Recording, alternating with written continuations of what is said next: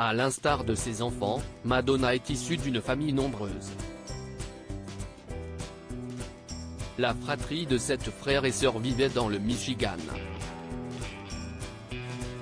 Malgré tout, Anthony Ciccone ne s'entendait pas vraiment avec sa famille et plus particulièrement, avec l'interprète de La Isla Bonita. La célèbre chanteuse n'est cependant pas restée insensible à sa disparition. Dans une story Instagram, elle a en effet tenu à saluer sa mémoire. Merci de m'avoir ouvert l'esprit. Le clan Ciccone est actuellement en deuil. L'aîné de la fratrie est décédé le 24 février dernier. 2 jours après sa disparition, Joe Henry, le beau-frère du défunt, a annoncé la triste nouvelle sur son compte Instagram. Les 2 hommes se connaissaient depuis plusieurs années et sa mort l'attriste énormément. Tout porte à croire qu'ils ne s'entendaient pas toujours très bien. Malgré tout, le mari de Mélanie le considérait comme son frère. Madonna n'est pas non plus restée silencieuse après l'annonce de cette triste nouvelle. Certes, leur relation n'était pas au beau fixe.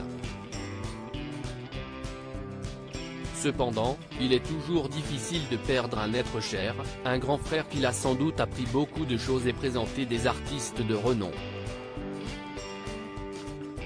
Tout laisse à penser que la reine de la pop s'est souvenue de ses moments passés avec Anthony Ciccone.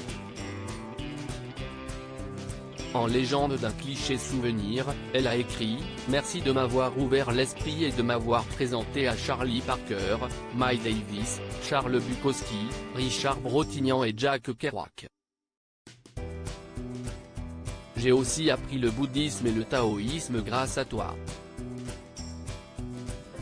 Tu as semé des graines importantes. » Madonna @Instagram. Madonna l'aidait quand il acceptait son soutien. Paraît-il que le frère aîné de Madonna était un homme difficile à vivre. Le sexagénaire était en proie à des problèmes d'alcool. Selon les informations relayées, il a perdu son travail, sa femme et son fils Angelo en 1999. Depuis, Anthony Ciccone vivait une véritable descente aux enfers. Le défunt avait vécu dans la rue pendant plusieurs années. Par ailleurs, il a tenu des propos acerbes à l'encontre de sa sœur auprès du Daily Mail, en octobre 2011.